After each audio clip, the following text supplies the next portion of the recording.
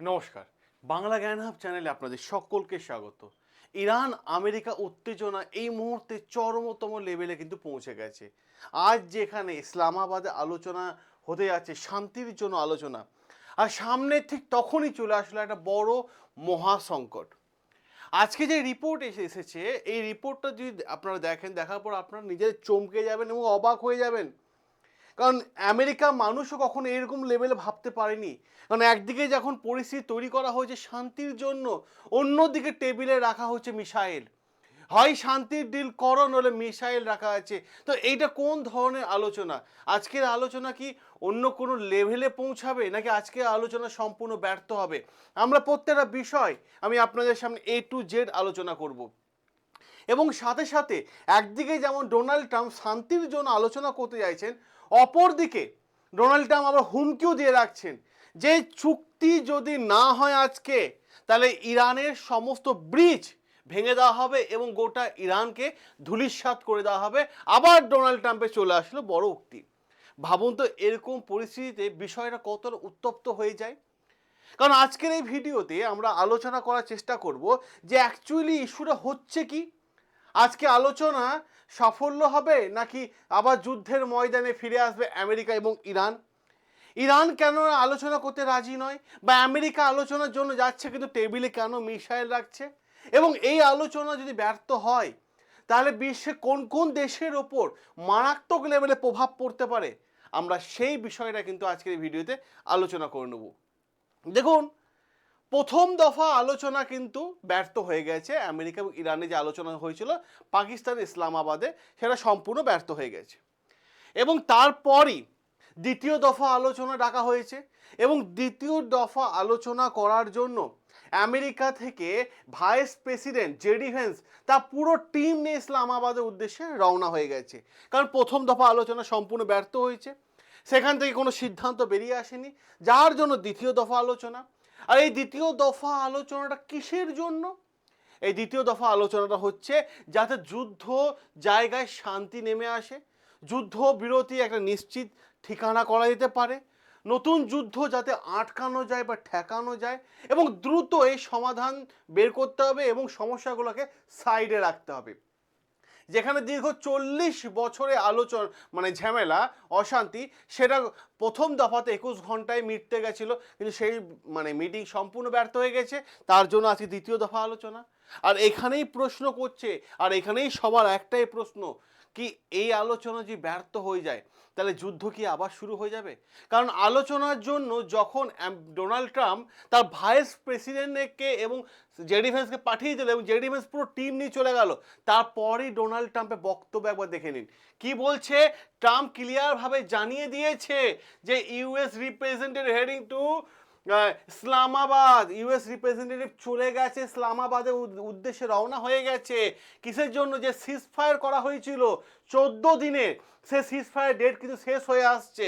ঠিক আছে, সিজ ফায়ার নিয়ে আলোচনা করার জন্য। সাথে সাথে ডোনাল্ড ট্রাম্প আবার এই পর্যন্ত তো ঠিক ছিল, এই পর্যন্ত ঠিক আছে, এর পাশাপাশি ডোনাল্ড ট্রাম্প আবার কি বলছে দেখুন, এই লাইনটা চেঞ্জ হয়ে গেল, ওয়ান্ট টু উইপ আউট, ঠিক আছে, Iran power plan if deal fail. দেখুন, যদি দ্বিতীয় দফার আজকে আলোচনা সম্পূর্ণ ব্যর্থ হয়, তাহলে ইরানে পাওয়ার প্ল্যান সম্পূর্ণ ফেল করে দেওয়া হবে।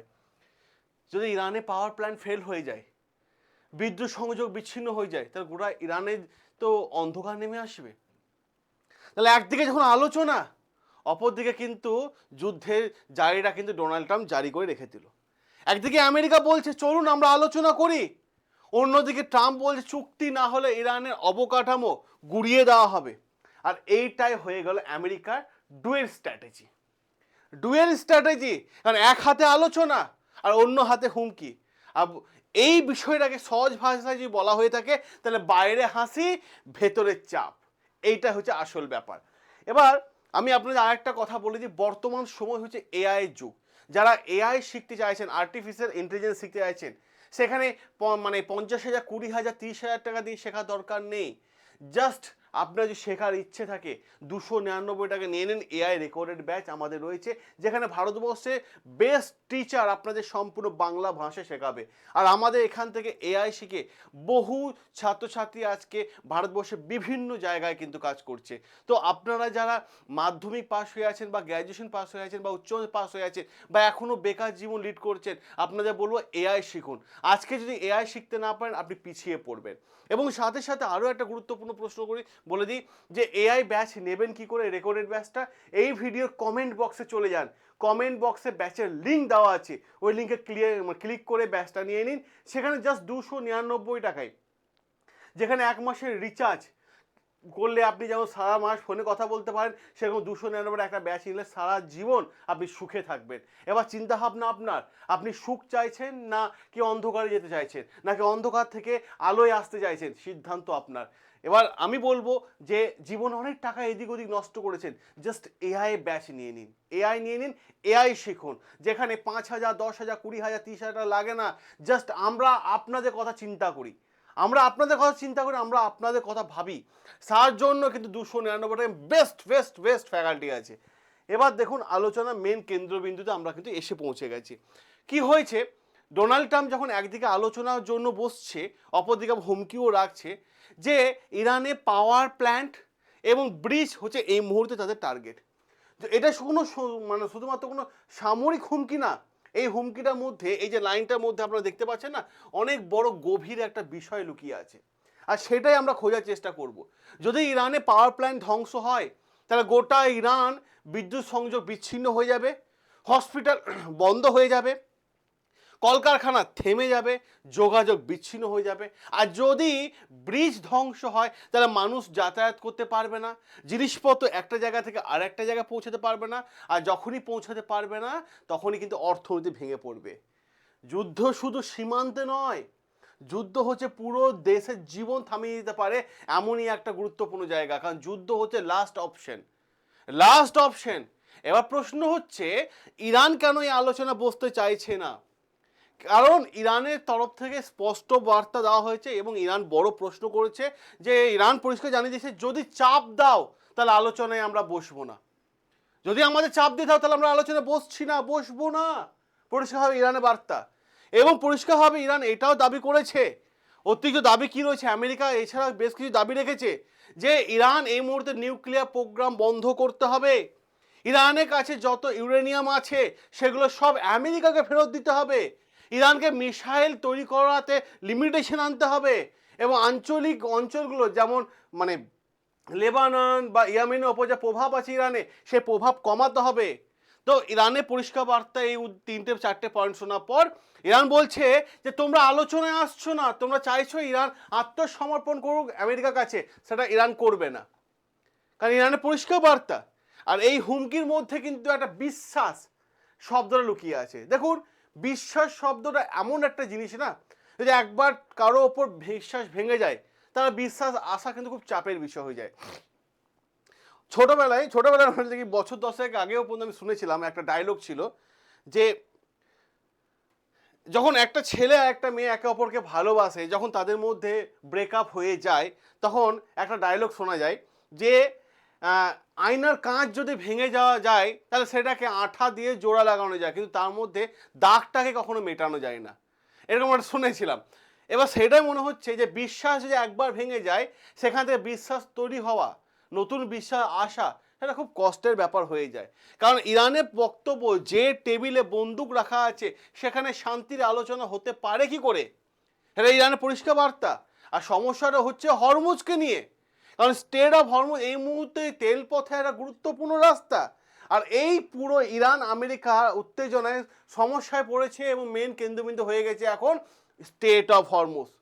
কারণ আপনারা জানেন যে 14 দিনের সিজফায়ার ঘোষণা করা হয়েছিল, 14 দিনের যুদ্ধ বিরতি ঘোষণা করা হয়েছিল। দুই দেশ ইরান এবং আমেরিকা একে অপরকে দোষারোপ করছিল।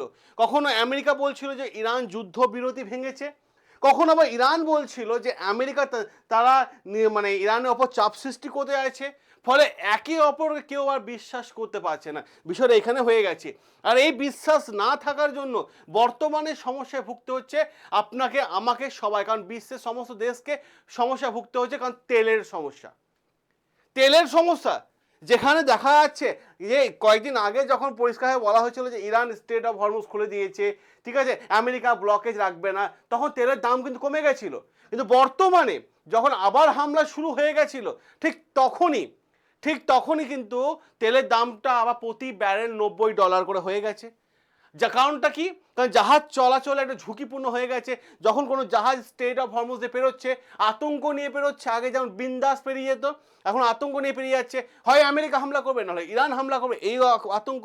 কারণ হামলার একটা আশঙ্কা রয়েছে, যার ফলে জাহাজ সরবরাহ একটু কমে যাওয়ার ভয় রয়েছে। এবার প্রশ্ন হচ্ছে ভারতের ওপরে কি প্রভাব পড়বে যুদ্ধে যে শান্তি না আসে? কারণটা হচ্ছে, দেখুন, শুধু ভারত বললে ভুল হবে, সমস্ত দেশের ওপরই প্রভাব পড়বে। আর তাছাড়া আমরা যদি আমাদের দেশের কথা বলি, আমরা তো তেল নিয়েই আসি, আমরা বিশ্বের বিভিন্ন দেশ থেকে তেল নিই। এবার কারণটা কি? প্রচুর পরিমাণে তেল আমরা আমদানি করে থাকি এই অঞ্চলগুলো থেকে। আর যদি এই অঞ্চলে কোনো রকম আবার যুদ্ধ শুরু হয়ে যায়, তাহলে পেট্রোল ডিজেলের দাম বাড়বে, বাজারে অতিরিক্ত চাপ বাড়বে, এবং জাহাজ চলাচল একটা ঝুঁকিপূর্ণ হয়ে পড়তে পারে। সমস্যা সব জায়গায় আছে। এবং এই বিষয়টা দেখার পর আজকের আলোচনা যদি সম্পূর্ণরূপে ব্যর্থ হয়, তাহলে কি বড় কোনো যুদ্ধের আশঙ্কা দেখা যেতে পারে? এটা কিন্তু আছে গুরুত্বপূর্ণ বিষয়। কারণ এই লড়াই কিন্তু যদি আলোচনা ব্যর্থ হয়, এই লড়াই কিন্তু ছড়িয়ে পড়তে পারে ইসরায়েল এবং পারস্য উপসাগরের ওপর, সাথে সাথে হিজবুল্লাহর ওপর, লেবানন হুতি গোষ্ঠী মানে ইয়ামিনের ওপর পড়তে পারে, এবং আরব দেশগুলোর ওপর পড়তে পারে। মানে একটা জিনিস ক্লিয়ার, একটি সংঘাত, একটি ঝামেলা পুরো অঞ্চলকে জ্বালিয়ে দিতে পারে। এইটা হচ্ছে ইরান আমেরিকা বর্তমানে পরিস্থিতি, এবং আজকে আলোচনা তাকিয়ে আছে গোটা পৃথিবী সেইটার দিকে। এবার প্রশ্ন হচ্ছে ইরান এবং আমেরিকার কি কি কৌশল রয়েছে। প্রথমে আসি আমেরিকার দিক থেকে। আমেরিকা চাইছে ইরানের ওপর অর্থনৈতিক চাপ আনতে। আমেরিকা চাইছে ইরানের অর্থনৈতিক চাপ চলে আসতে তাদের কোমর ভেঙে যাবে। তেল যদি তাদের বন্ধ করে দেওয়া হয় বিক্রি করা, তাহলে অর্থনীতি মারাত্মক ভেঙে পড়বে। সাথে সাথে আমেরিকা হুমকিও দিয়ে দিচ্ছে যে যদি আজকে আলোচনা ব্যর্থ হয়, সম্পূর্ণ যে পাওয়ার প্ল্যান্টটি তাদের ধ্বংস করে দেওয়া হবে। সাথে সাথে এটা বলা হচ্ছে যে আলোচনায় বসার জন্য তাদেরকে টেবিলে চাপ দেওয়া হচ্ছে এবং টেবিলে বন্দুক রাখা হয়েছে। অপরদিকে ইরানে কি বক্তব্য? ইরানের বক্তব্য যে এই আলোচনায় নতি স্বীকার করতে, মাথা নত করতে ইরান কোনোভাবে রাজি নয়। কারণ ইরান একটা স্বাধীন চিন্তাধারা নিয়ে এগিয়ে চলছে। কারণ ইরান যদি ইউরেনিয়াম বন্ধ করে দেয়, ঠিক আছে, তাহলে সেটা ইরানের পক্ষে ক্ষতি, যেটা ইরান লজিক দেখাচ্ছে। এবং স্ট্রেট অফ হরমুজকে সবার জন্য ওপেন করা থাকে, কোনো সমস্যা না হয়, সেই ব্যাপারেও কিন্তু সকলকে একে অপরকে ভাবতে হবে। এবার সামনে কি হতে পারে? আজকে গোটা পৃথিবীর নজর রয়েছে ইসলামাবাদের দিকে, যে অ্যাকচুয়ালি হতে কি যাচ্ছে। ইরান কি শেষমেশ এই আলোচনায় বসবে? আমেরিকা যে পুরো টিম পাঠিয়েছে, জেডি ভেন্স যে পুরো টিম নিয়ে গেছে, তিনি কি বার্তা নিয়ে ফিরে আসবেন? আবার কি যুদ্ধ শুরু হবে, নাকি এবার শান্তির বার্তা চলে আসবে, নাকি পুরো মিডল ইস্টে কিন্তু আবার একটা আক্রমণ দেখা যাবে, নাকি স্টেট অফ হরমুজ আবার বন্ধ হবে? সবাই তাকিয়ে আছে এই 5টা পয়েন্টের দিকে আজকের আলোচনার বিষয়বস্তুর ওপর। আর এই আলোচনা দেখে আপনার কি মনে হয় যে আজকে আলোচনা কি সত্যি শান্তি ফিরিয়ে আসবে, নাকি অন্য কোনো ঝামেলা অশান্তির মধ্যে দিয়ে এগিয়ে যাবে? আপনার মতামত অতি অবশ্যই কমেন্ট বক্সে কমেন্ট করে জানাবেন। এবং আমি আপনাদের আরেকটা কথা বলি, দেখুন, যুদ্ধ আমরা কেউই চাই না, আমরা সবাই চাই শান্তি। কারণ দেখুন, যুদ্ধ হলে সাধারণ মানুষের ওপর আঘাত আসে এবং সেই দুটো দেশে অর্থনীতি ভেঙে পড়ে। শুধু এটা নয়, পার্শ্ববর্তী দেশগুলোর ওপর কিন্তু অর্থনীতি ভেঙে পড়ে। এই জন্য আমাদের ভারত সরকার পরিষ্কার জানিয়ে দিয়েছে যে আমরা ভাই শান্তিতে বিশ্বাস করি, আমরা শান্তি মানে জন্য আছি, যে শান্তি বজায় থাকুক দুই দেশের মধ্যে, সকলের মধ্যে। কারণ কোনো রকম অশান্তি পরিবেশ আমরা কেউই চাই না। তো আপনাদের কি রায় আজকে আর্টিকেল নিয়ে? আপনার রায়, আপনি মতামত আপনার কমেন্ট বক্সে খোলা রয়েছে, আপনি অতি অবশ্যই জানাবেন লজিক দিয়ে। আপনার কমেন্ট যে ভালো লেগে থাকে অতি অবশ্যই আমরা আপনার স্ক্রিনশট এনে এখানে কিন্তু আপনাদের সামনে তুলে ধরবো। সকলে ভালো থাকবেন, সুস্থ থাকবেন, সাবস্ক্রাইব করবেন আমাদের চ্যানেল, যেখানে প্রত্যেকটা বিষয় আর লজিক দিয়ে এবং আর্টিকেল তুলে এনে পয়েন্ট টু পয়েন্ট আলোচনা হয়ে থাকে আপনাদের সামনে। দেখা হবে আপনাদের সাথে নতুন আরও একটা গুরুত্বপূর্ণ আর্টিকেল নিয়ে।